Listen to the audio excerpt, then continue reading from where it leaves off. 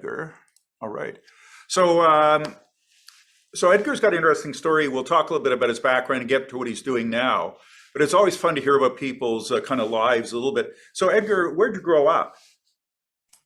Yeah, thanks for having me, Karl. So I grew up in Montreal. I'm born in Toronto, but then moved to Montreal for elementary school and stayed in Montreal all the way until university. So high school at LCC, university at McGill, and then came back to Toronto again, where I work now. So, how's your French? Est-ce que vous parlez français un peu? Oui, je parle français. Euh, Okay. ouais. Oh, very cool. Okay. Yeah. So, what did you study at McGill? I studied business with a minor in computer science, so general management at Des Hotels. And did you, what were your extracurricular activities? You I played did a ball, as I few, recall. yeah, I did a few extracurricular activities. One was playing varsity basketball, which was an amazing experience. Had a chance to play against Zion Williamson and RJ Barrett when Duke did their Canada tour, so that was great. Also very involved in entrepreneurship. At one point, I was the co-president of the McGill Entrepreneurs Society and had built a few different projects that I kind of took to the Dobson Center while I was there that ended up becoming one of the companies that I worked on. So very involved in the entrepreneurial ecosystem as well as athletics. So, how long were you at McGill? I was at McGill from 2016, fall of 2016, until December of 2020. So, a little bit longer than normal because of some of your things. Exactly. So while I was at McGill, once again, I spent a lot of time on projects and extracurricular activities. And I would say that that was one of the most valuable parts of my degree. I think, especially at the business school, one of the amazing things about Des Hotels is that you can really make that degree into what you want. If you want to go into finance, you can focus there. If you want to go into accounting or consulting, you can get that level of practical experience.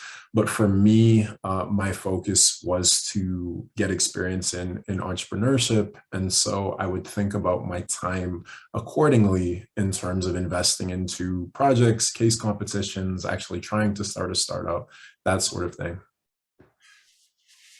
So, what's the heart of an entrepreneur? Like some of your buddies, like Onell's at BCG. You think of some others that went to iBanking.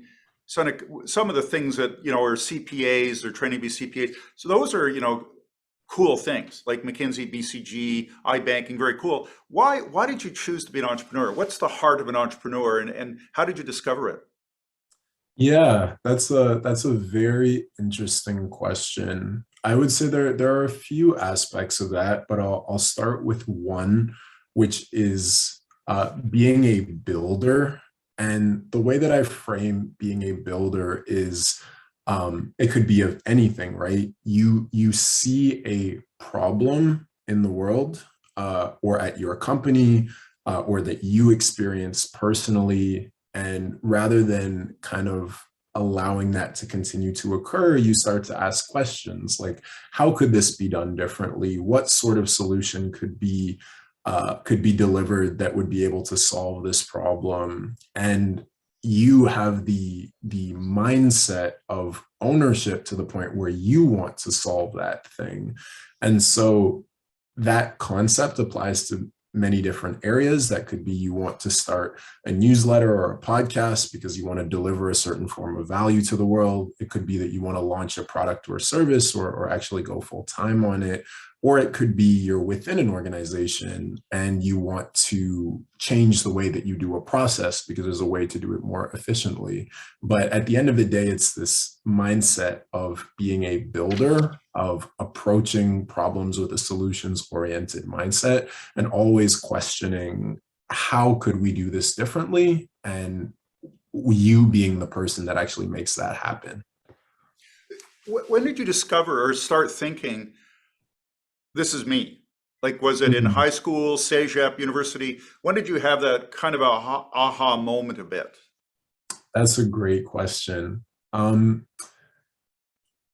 I would say that the seed started fairly early on.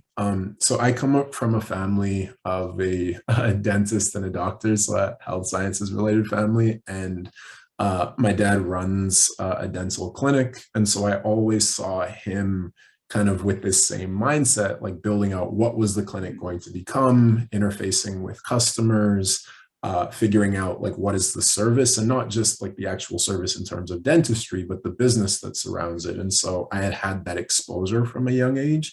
But I would say when it comes to like technology entrepreneurship, for me, actually seeing people like Mark Cuban, for example, where I obviously am super passionate about athletics. I had played on the team, but I read How to Win at the Sport of Business in CEGEP.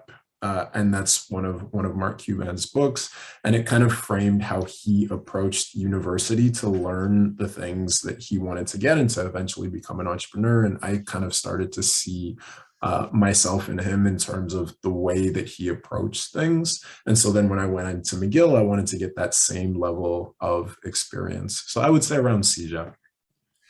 I was just reading a book about the Valley. There's kind of a movement to drop out of university. Were you ever tempted to drop out of McGill? That's a very interesting question. I was quite tempted to take time off from McGill, and I actually did take time off from McGill, which is why it took me longer to finish in the end. And I would say the argument for taking time off from school to focus on entrepreneurship is that it allows you to get real world experience and take you out of somewhat of a safety net that is university and kind of learn from the school of hard knocks, right? But the argument in the opposite direction is that university is actually the best place to start a startup because you have a network of people around you. You have these people could become potential customers, potential advisors, potential investors. And you're in an environment where you can easily build relationships with people around you, especially when it comes to finding co-founders. And so I am very pro education, I would say. I think it's a very important component, which is why I came back to finish the degree. I don't think it's necessary, but I think it definitely helps if you're trying to go into entrepreneurship. The last answer has been approved by McGill University for public acclaim. That was a bit self-serving. Yeah, no, it's so you went down and spent some time at Stanford. What did you do down in the Valley? Tell us about that for a minute. Yeah, so one summer between my second year and my third year, I ended up doing a program at Stanford. It was an intensive course in technology entrepreneurship. And the reason why I did that is because I wanted to see how people in the Valley approach entrepreneurship and really take the seed of an idea that I had for starting a company and see what it would be like to do it where these things really happen. And it was an incredible experience. Happy to go more into detail there. Yeah, tell us about Stanford. Yeah, Stanford is a fascinating place, and there's really no other place like it. It's very unique, and it's because the school combines the best parts of many higher education institutions around this approach to learning and collaboration and all of that. But you're also right next to Silicon Valley. And so the speakers that come into class, the people that you're exposed to, have built these like massive companies or are investing in those massive companies. And so there's just this culture of innovation, of risk taking, of comfortability with risk. Not to mention the weather, which is it's nice.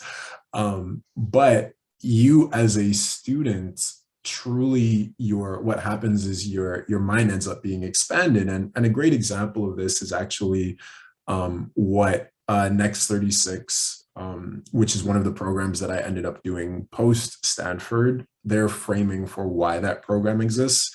And Next 36 is basically a nonprofit that aims to support and develop the next generation of Canadian entrepreneurs. And what they say is that if you take an equivalent student at a top Canadian university as opposed to a top US university, say Stanford or Harvard, if you ask them what they want to do once they graduate, you ask the Canadian student, they would say, I want to work for Google, or I want to work for Microsoft, I want to work for Twitter, Facebook, etc. Whereas the Stanford student will say, I want to start the next Google, I want to start the next Facebook. And that's because they're just surrounded by these examples of individuals who have been there and done that, and that raises their expectations based off of the exposure to others that have done it. And so for me, kind of taking that whole experience, having that one summer where I was immersed in that culture, it really just expanded my horizons for what I believed I could accomplish. Okay. So I should bring some people into the Valley. Like I go to the Valley. I've been going for 30 years to the Valley, and I know people and done a bunch of McGill events. So I'll try to get some more people from the Valley to stir up we Canadians up here. So what was your first, how many startups have you done? So just one startup full time Okay. that I started, and then one that I work for right now that has been scaling super quickly. So tell us about the startup. Where were you in your education when you started that startup? Yeah, so it was actually coming back from Stanford because during Stanford, the class that we took, I met one of my first co-founders during that class, and she ended up actually moving back to Canada for a specific period of time. And so going into my third year, I had decided that I wanted to run that company post-graduation. And so what that was, it ended up being called Fit Drive. And what we built was an app that helped personal trainers manage their clients online. So think of it as a business in a box for the personal trainer, where they could build workouts, upload and edit exercise videos, track their progress, and build custom subscription packages. And then the client had their own app where they could perform these remote workouts, track their progress, and share feedback with their trainer. So a two-sided software as a service platform for both individuals. And that was the company that we were working on. How long did it close down, or did you sell it, or what happened to it? Yeah, so we worked on that company for almost 2 years, 1 year full time post when I took that time off from McGill.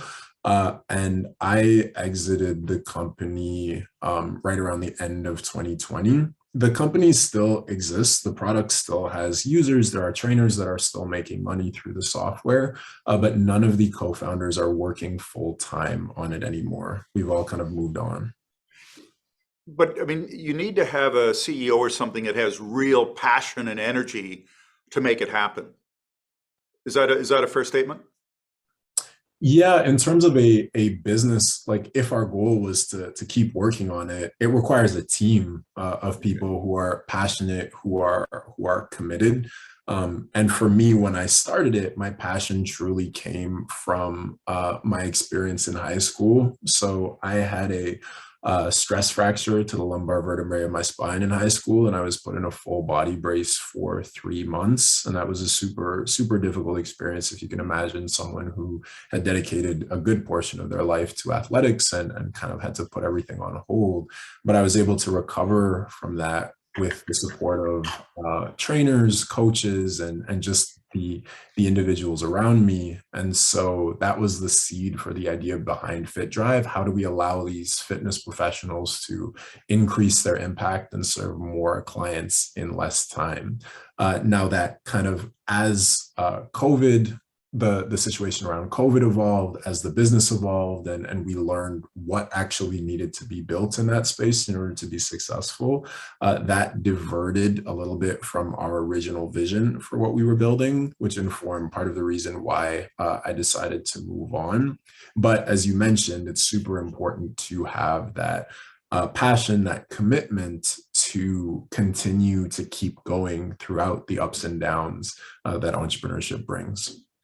That's a founding story, like the Uber story. You know the Uber founding story, right? Yeah.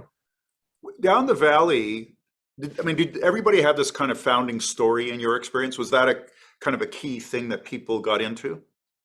So I would say there are two approaches in the Valley to building startups. One is this curiosity around problems that you experience. And this would be the closest thing. So a founding story based off of personal experience. And then you go after trying to build a solution, and that becomes the vision for what you're building. That's one side.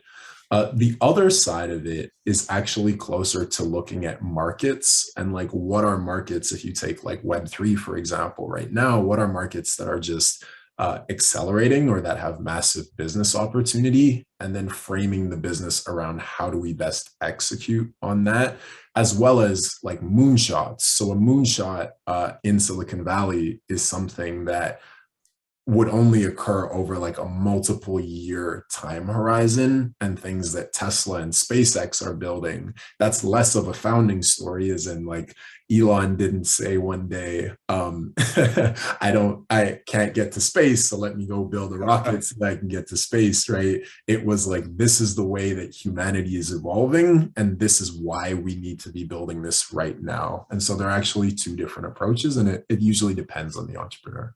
Have you run into Paul III, Demaray's company, Cigar? I have, yes. So that's more the second category. Exactly. So we have Miriam Dupree, all being well, coming to class. McGill, I don't know if you know Miriam. She's a McGill MBA grad and went to the Philippines with us. So we'll have her talk a little bit about that model.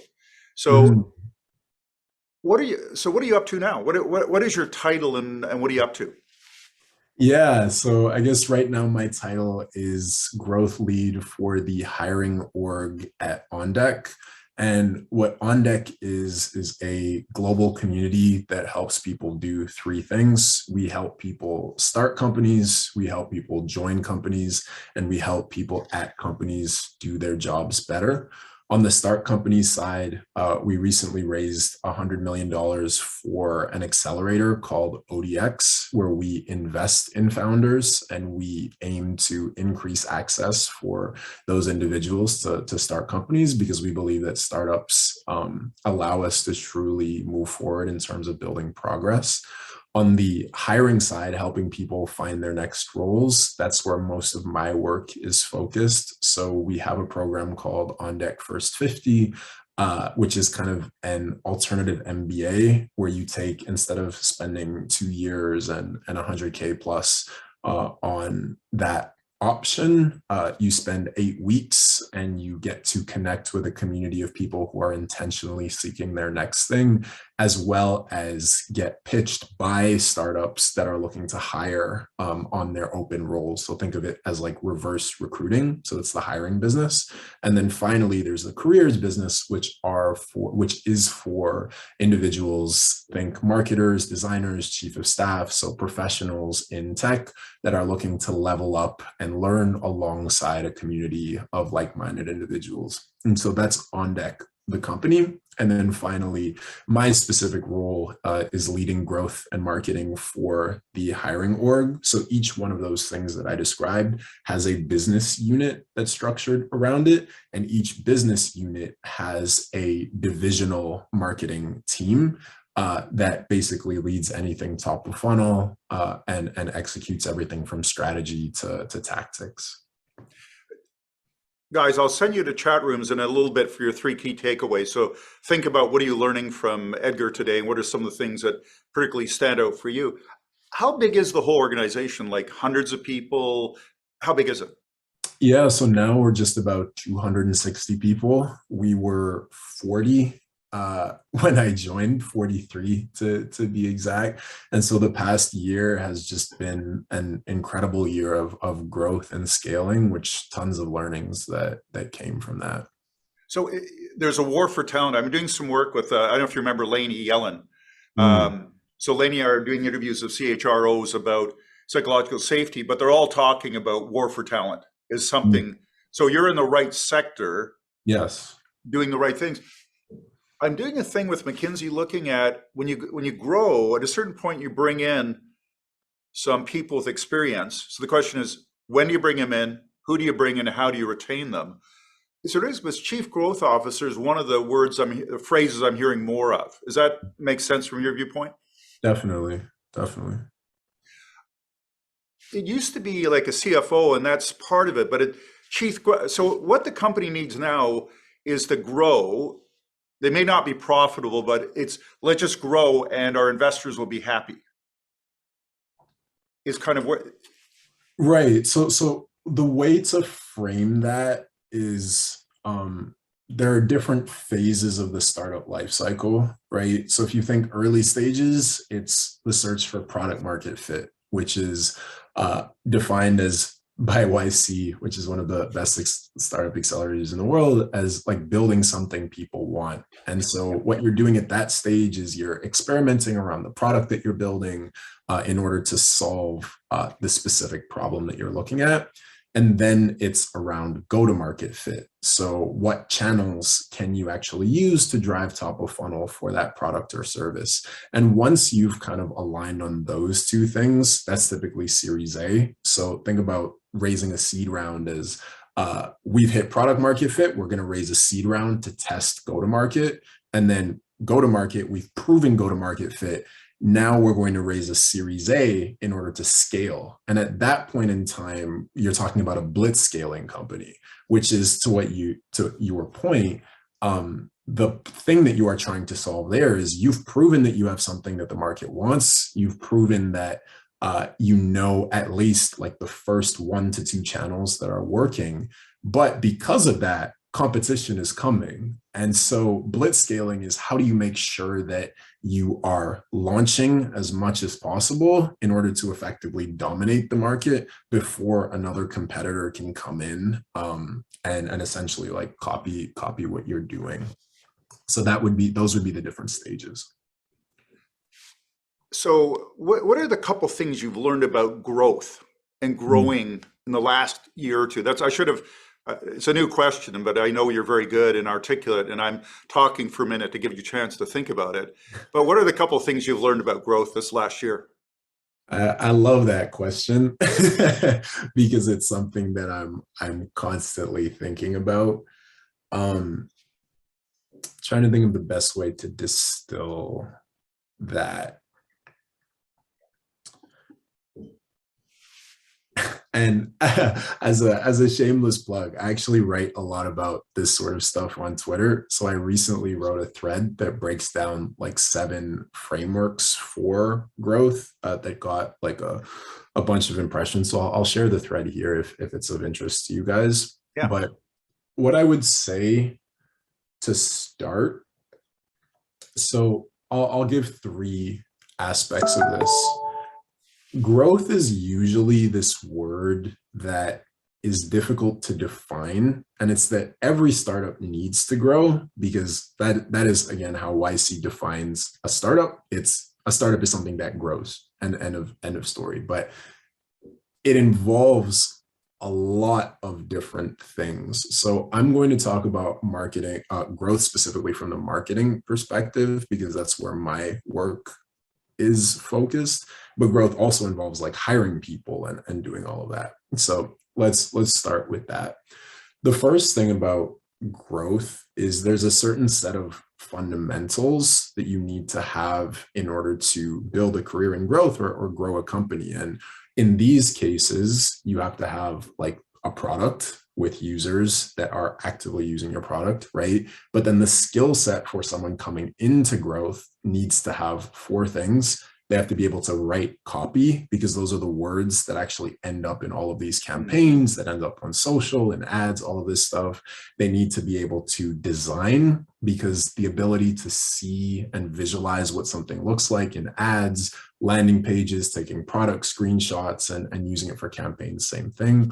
They need to be able to have some level of technical ability. So think about building out websites or running search engine optimization. Like, this is more of the technical side of marketing. And then finally, you need to have data analysis, and that's actually measuring the things that you're running and learning from them so that you can make informed decisions. So that's one. That's just the foundation. The next thing is that you need to be able to have a framework for how you go about doing growth. And there are two different frameworks for that, at least two main ones. One is a funnel. So in the funnel model, you have what's called awareness, acquisition, activation, retention, revenue, and referral. And at each point within the funnel, you can run a set of initiatives to optimize for that. So awareness or acquisition, think about that as like your typical ads or social media campaigns. Activation is your onboarding process. So how do you make sure that the people that have downloaded your app actually use it? Retention is staying on the app. Revenue is self-explanatory, and referral is bringing in your friends, right? That's the funnel model. The second component of that is loops. And so the funnel model means that you can, let's say, drive a lot of top of funnel. You can bring a lot of people to your product, to your service.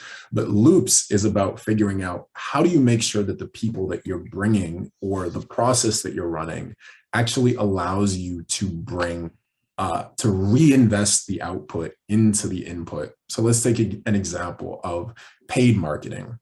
If you're running paid marketing, and you're bringing in a certain set of customers, you can take the revenue that you earn from those customers and put it back into paid marketing to get more customers. And the same thing for virality. So if you bring customers and they refer people as well, then you're not just bringing one person to your product or service. In the end, you're actually bringing multiple people, right? So having a good model for running growth is extremely important. So foundations, having a model.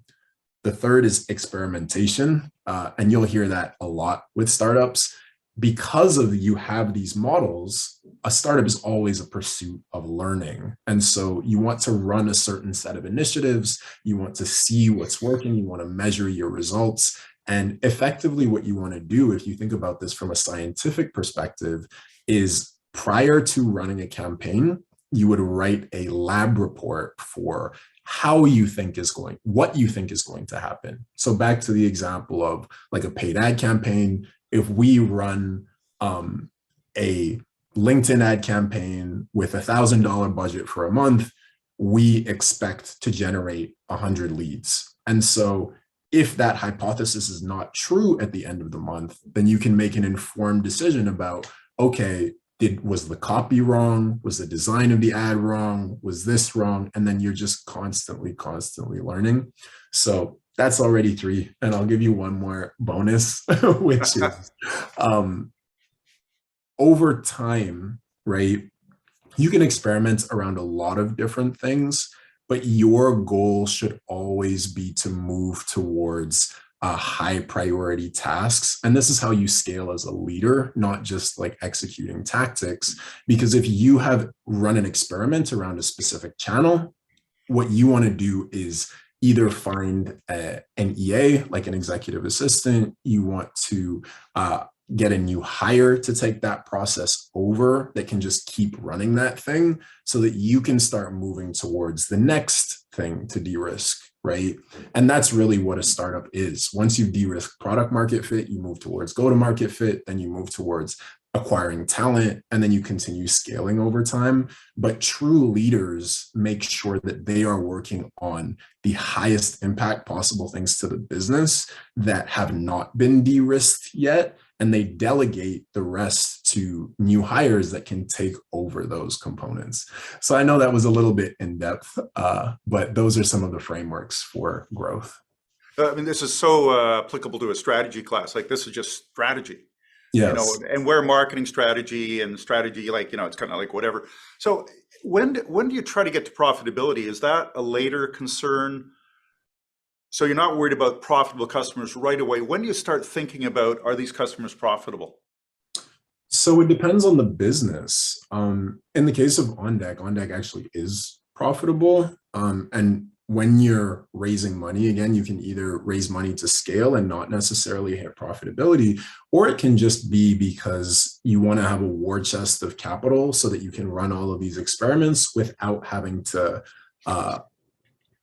keep the lights on per se, because it puts you in a position where you have the ability to do these things.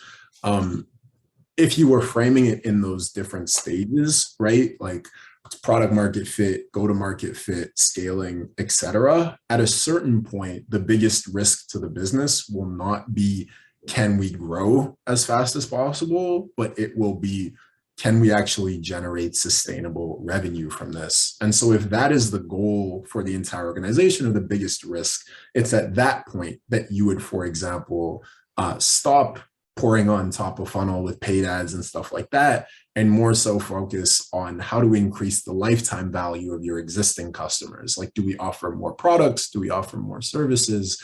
And that sort of thing. But it all comes from like, what is the number one risk to the business right now? And how are we channeling our efforts towards coming to that answer and validating that component?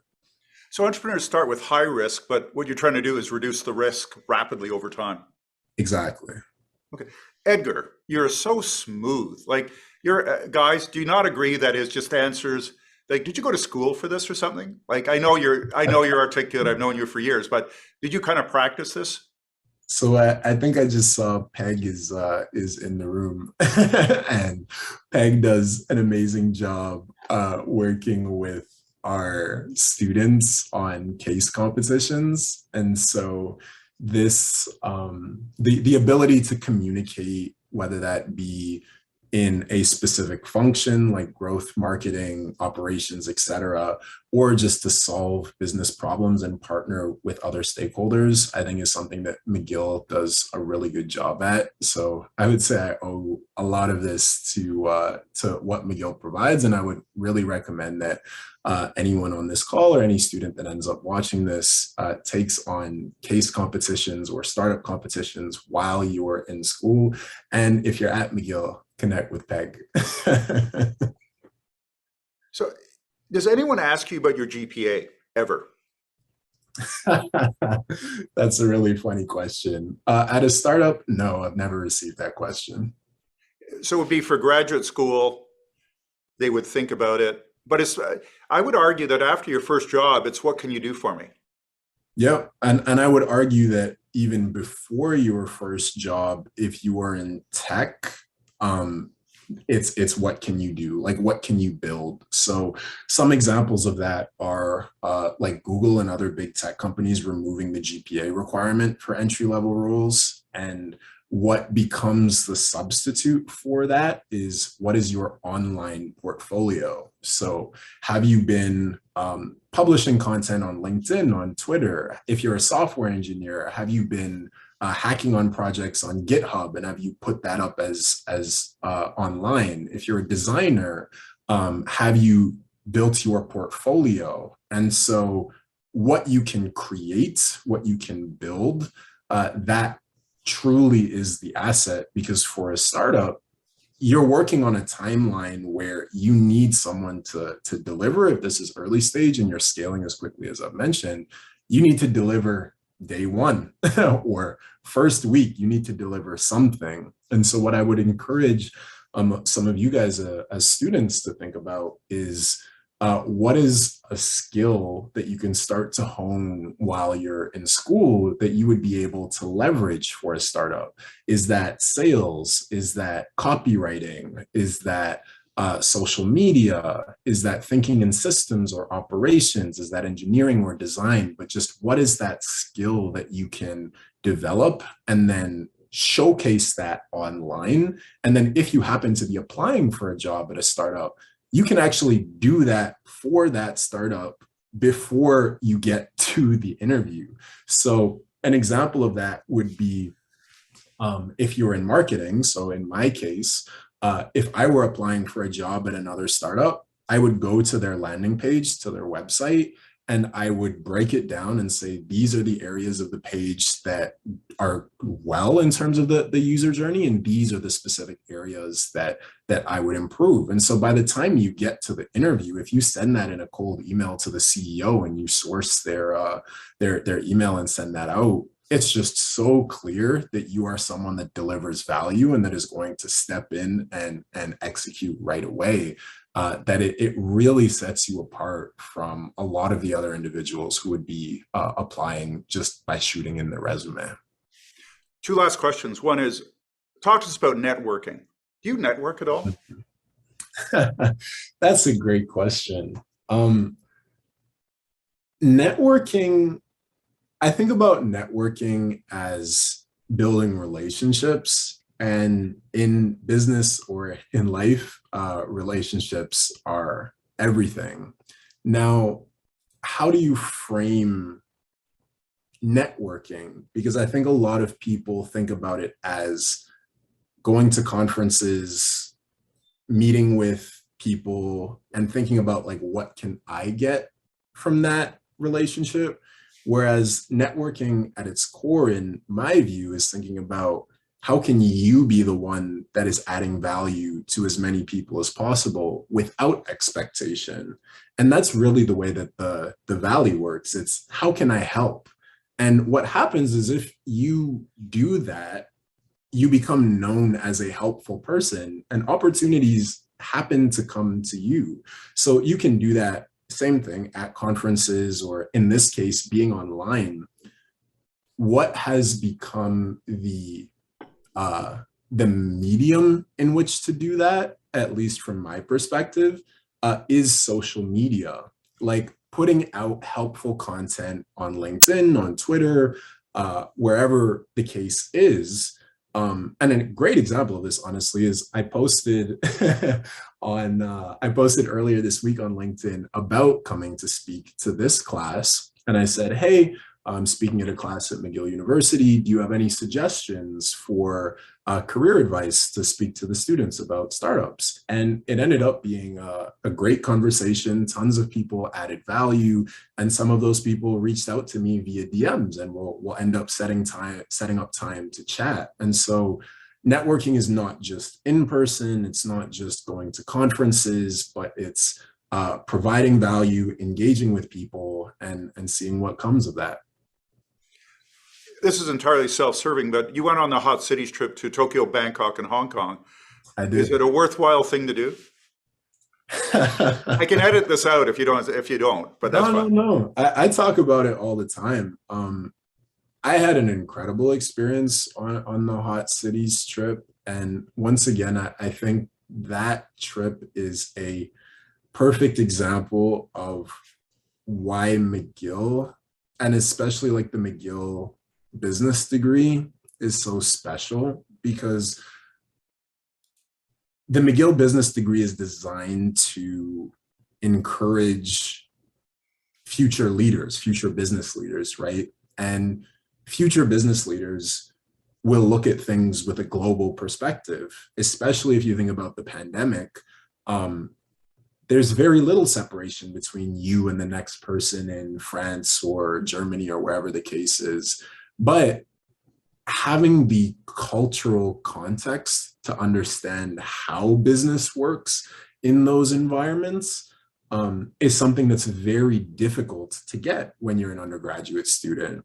And so the Hot Cities trip for me, I remember when I was there, I was really looking to understand the entrepreneurial environment. How do they think about risk? How do they think about some of the things that we talked about from the Valley? And seeing the difference, particularly for me, from Japan, which is a far more risk-averse culture. People stay in jobs for essentially their entire career. Their identity is tied up to the company that they work for, in comparison to countries like Thailand, which is a highly tech-native culture and extremely entrepreneurial. To be able to see that firsthand, to be able to ask questions to people that are working in finance and consulting and tech and all of these different industries, I would honestly say that that was one of the highlights of my McGill experience. And so if you do have an opportunity to apply for the trip, I would highly recommend it. Well, I'll invite Edgar to come along as an inspiring alumni, so it'll be good fun. So Peg, you have a question. I have a question and I have a comment. So I'll tell you how I came about coming to this event, Karl, and I kind of Zoom bombed you a little bit. Edgar and I were chatting yesterday, and I was commending him on his new position. And he said, as a matter of fact, I'm coming to McGill tomorrow and I'm having a talk. And I said, oh, really? So I said, well, send me the link and I'll Zoom on. And then I found out it was your class, Karl. And I said, oh dear, Karl probably is not going to like this. But anyway, so to talk about hot city tours, I did the Moscow trip with Karl. And it's invaluable because it does really give you insights into our alumni and what they're doing, and how different countries, different markets, different, you know, as you move back to a different area, how things are viewed. And so the hot city tours is, in fact, it's got a huge deal of value. And what I liked also about it was the give back piece to it, where you actually contribute to a charity, a local charity. But I'll leave that aside. And the one thing that I wanted to focus on here, in terms of building your value, is always remain curious. And I say that because Edgar, the first time I met him, was frosh orientation as we walked to New Res. And he pulled up beside me and he said, your name's Peg, right? And I said, yes. And he said, you're a career advisor, right? And I said, yes. Can we talk about a few things? And all of a sudden, this guy that's been in the faculty for 5 days is having conversations. He's saying, you know, okay, what are the best things for me to do? What are the things I should be looking at? What should I, you know, how often should I see you? How often should I interact with, what questions should I ask to who? And curiosity is the driver of invention. And that's probably in terms of startups. I have a brother, and Karl, I'm going to tip my hat to you. My brother started at Chrysler, went to Toyota, then went to Tesla, went to Boynton, and now he's at Nikola. Wow. So if you want a guy who's into electric cars, I can connect you with him. But that being said, if you're not curious, nothing's ever going to end up in your lap. If you're curious, you will have numerous aha moments as you go through your careers, and people will come to you and say, you know, you seemed interested in that. Do you want to have a further conversation? And that's how business, particularly in startups, but in general, that's how opportunities arise. And that's really something that Edgar, and I remember coming back and going, okay, this one's a mover. He's just going to keep on going. And you know, it takes a lot of courage. And some people might say, you know, I really don't want to talk to you. That's okay. It's fine. It's okay. Super fine if you don't want to talk to me. But for the most part, people will talk to you.